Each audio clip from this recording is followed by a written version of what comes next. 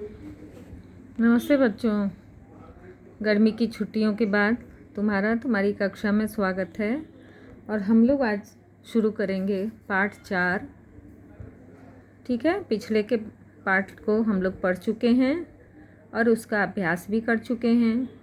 तो हम लोग शुरू करते हैं और इस पाठ को पढ़ते हुए हम लोग इसके शब्दार्थ भी देखते जाएंगे। बीच में युग्म शब्द भी आते हैं, कई तरह के विराम चिन्ह भी देखते हैं। तो थोड़ा पढ़ाई जो है वो ध्यान से होनी चाहिए। ठीक है।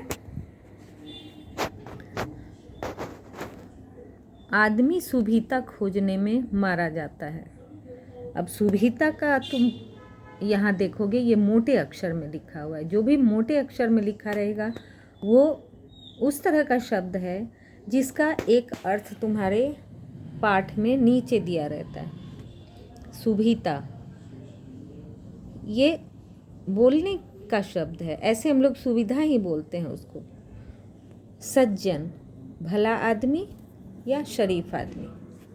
तो हम लोग शुरू करें। आदमी सुभिता खोजने में मारा जाता है। उस शाम अगर मैं खुद जाकर लिफाफा पोस्ट ऑफिस में छोड़ देता तो वह कष्ट न होता जो तभी से भुगत रहा हूँ।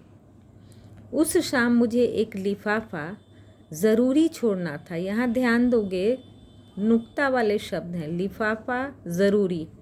तो इस तरह के जितने भी शब्द आएंगे तुम पढ़ते समय उसको पेंसिल से नीचे उसके रेखा खींचते जाओ। मैं बाहर निकला। पोस्ट ऑफिस बंद होने का समय हो रहा था। सामने से एक सज्जन साइकिल पर जाते दिखे। मैंने उन्हें रोककर कहा, ज़रा एक लिफाफा लेकर इस कागज़ को उसमें रखकर यह पता लिखकर डाक में छोड़ दीजिए। उन्होंने कहा, सहर्ष। बस उनके सहर्ष ने मेरा हर्ष तभी से जो छीना है वह तो आज तक वापस नहीं मिला। दूसरे दिन वे दिख गए तो मैंने पूछा, वह चिट्ठी डाल दी थी? आप बताइए। इसका जवाब ज़्यादा से ज़्यादा कितना लंबा हो सकता है? यही कि जी हाँ साहब, मैंने आपकी चिट्ठी टिकट लगाकर और पता लिखकर पोस्ट ऑफिस में के लाल लेटर बॉक्स में छोड़ दी थी। बस, इससे ज़्यादा तो नहीं हो सकता। पर उन्होंने यह जवाब दिया, मैं पोस्ट ऑफिस पहुंचा साहब, देखता हूं कि पोस्ट ऑफिस बंद हो चुका है। अब मैं बड़ा परेशान। मैं कहूँ कि करूँ तो क्या करूँ? आपकी चिट्ठी ज़रूरी है। आपने पहली बार तो कोई काम बताया। इतने दिनों से आप यहाँ रहते हैं पर सेवा का कोई मौका ही नहीं मिला था।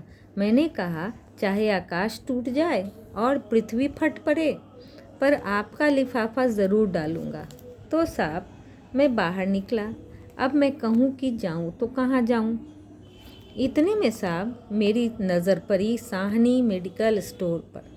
वहाँ साहनी बैठा था। मैं वहाँ गया। साहनी मेरा कई साल से दोस्त है। आप नहीं जानते, उसके फादर मेरे फादर के बड़े अच्छे दोस्त थे। बाद में उसके फादर को एक दिन दिल का दौरा पड़ा। ये सब आजकल दिल की बीमारी का भी बड़ा फैशन चल पड़ा है। तो मैंने कहा, यार साहनी लिफाफा दे। उसने कहा, लिफाफा तो नहीं है, टिकट है। मैंने कहा, ला टिकट ही दे।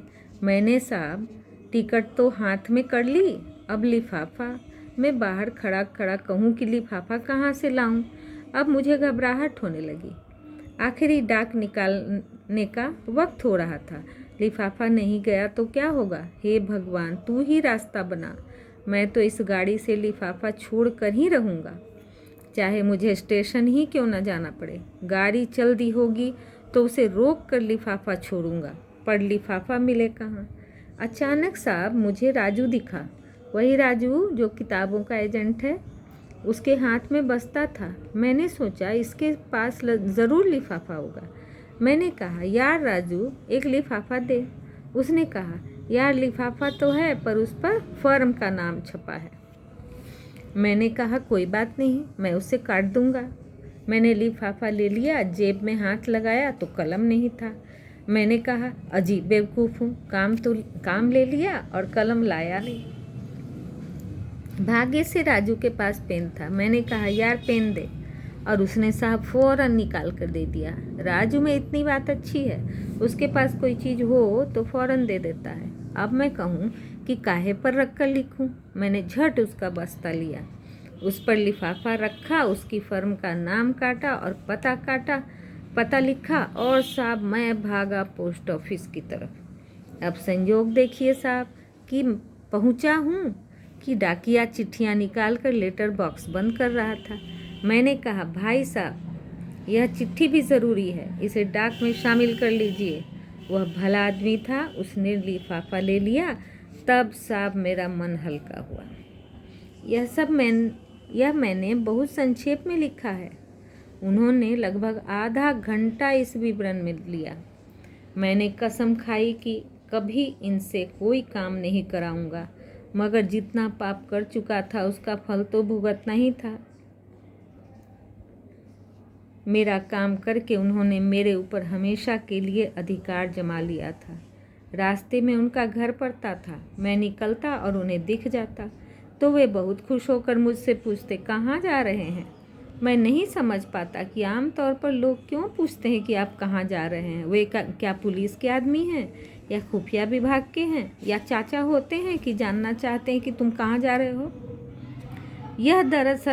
यह असल में आदमी को रोककर बात करने की भूमिका है। जिसे जल्दी जाना है वह भी होशियारी करता है, कहता है कहीं नहीं, ऐसे ही, और आगे बढ़ जाता है। क्या सवाल है, कहाँ जा रहे हैं, और क्या जवाब है, कहीं नहीं, ऐसे ही। मगर लोग पूछते ही हैं और लोग जवाब भी देते हैं। मैं जब रुक जाता और कहता, यूं ही जरा सिविल सर्जन से मिलने जा रहा हूँ, बस वे मुझे पकड़ लेते। अच्छा, डॉक्टर गुप्ता से? वे हमारे चाचा के बड़े अच्छे दोस्त थे। नागपुर में पास बंगला था। हमारे घर आते तो मुझे गोद में लेकर खिलाते थे। मिलते हैं तो कहते हैं, क्यों बेटा भूल गए, घर नहीं आते हो। वे 10-15 मिनट तक डॉक्टर गुप्ता से अपने पारिवारिक संबंध बताते। कभी मैं कहता, प्रोफेसर तिवारी से मिलने जा रहा हूँ। वे कहते, अच्छा, तिवारी जी से मिलने। हमारे फादर इन लॉ के वे बड़े पुराने दोस्त हैं, दोनों साथ पढ़ते थे।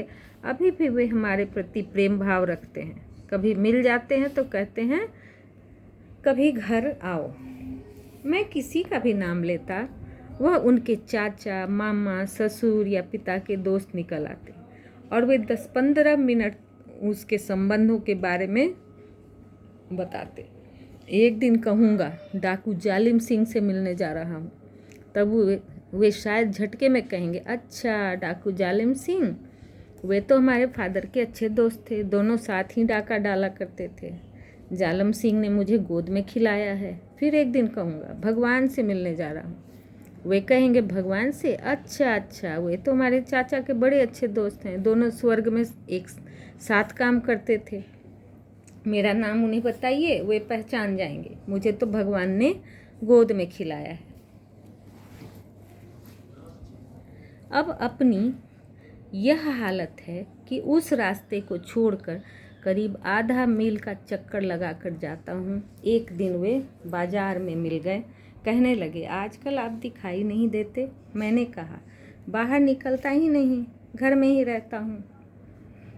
उन्होंने कहा, अच्छा तो फिर घर पर ही दर्शन करूँगा। मैं कहकर फंस गया। अगर वे घर पर दर्शन करने आ पहुँचे तो घंटों बैठेंगे। सोच विचार के बाद यह तय किया कि मैं फिर उनके घर के सामने से निकलना शुरू कर दूं, वहीं दर्शन दे दूं, ताकि वे घर पर दर्शन करने ना आ पहुँचे। उन सज्जन से मुझे डर लगता है। वे मुझे दूर से देखते हैं तो चेहरा खिल उठता है, मैं कांप जाता हूँ। वे घंटे भर से कम में नहीं छोड़ेंगे। उनके चेहरे पर वही भाव होता है जो सुरसा के मुख पर हनुमान को देखकर आया था।